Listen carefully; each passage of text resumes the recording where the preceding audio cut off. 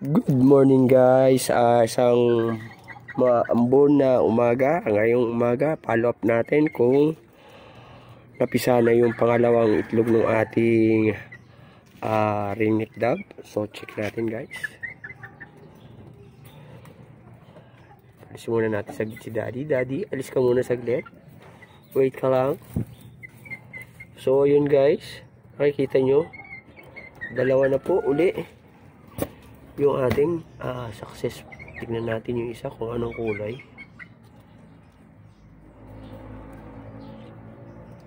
So ito yung pangalawa. So dahil siya ay medyo dark, so lumalabas na white chocolate po yan. Kasi ito yung una natin napapisa eh. Medyo ano na po siya, ayan, malaki na siya, pero wala mo siya. Pero yan dahil sa ano na yan, tsaka yung ano ng mata, red eye po yan, albino. Tapos yung isa is white chocolate or dirty gray. So ibig sabihin po, ayan, successful po sila na napisa ng ano natin, matanda natin ng breeder. So tingnan natin kung ano na. Ayan po sila. So ayan po, nakikita nyo, ayan, dalawa po yung ating bago. So malamang ganun din po ang kulay niya. Yan yun na sinundan nila isang dirty gray tsaka pure white na albino. So ayan po guys, so nakakatuwa naman, no, meron na naman tayong bagong mga inakay na successful po yung pagkakapisa. So maganda talaga yung kombinasyon nitong ating nabili na po, Paris po.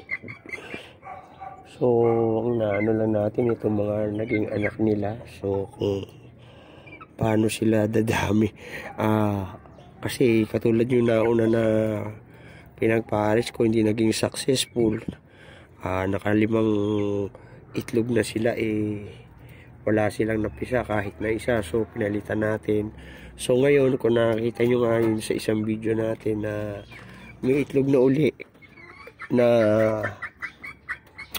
inuupuan yung after natin magpalit ng male na na ibon. So nakikita nyo po, ayun nakaupo po dito.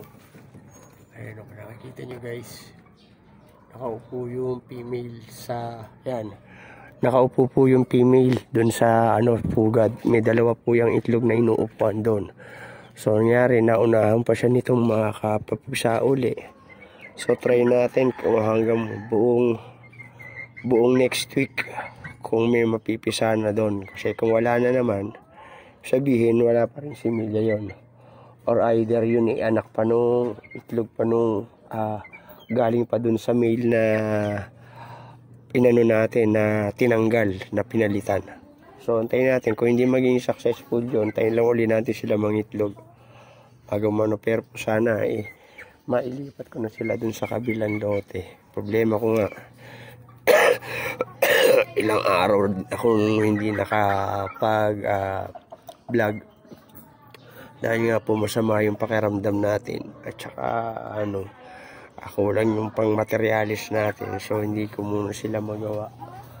So ayun guys, so hanggang dito na lang muna ang ating video na to. Sana nagustuhan nyo, natuwa kayo dun sa ating mga bagong pisa na inakay na ringneck dove. So maraming salamat po uli. Sana po lagi nyo lang supportahan yung aking FB page, Kuya George Clowney, tsaka YouTube channel po na Joel Nahil. Parehas ko pong ina-upload doon yung nyo. Kung hindi nyo yung FB page ko, doon po sa YouTube, Joel Nahil po. Hanapin nyo lang po. So maraming salamat po. God bless po at happy breeding.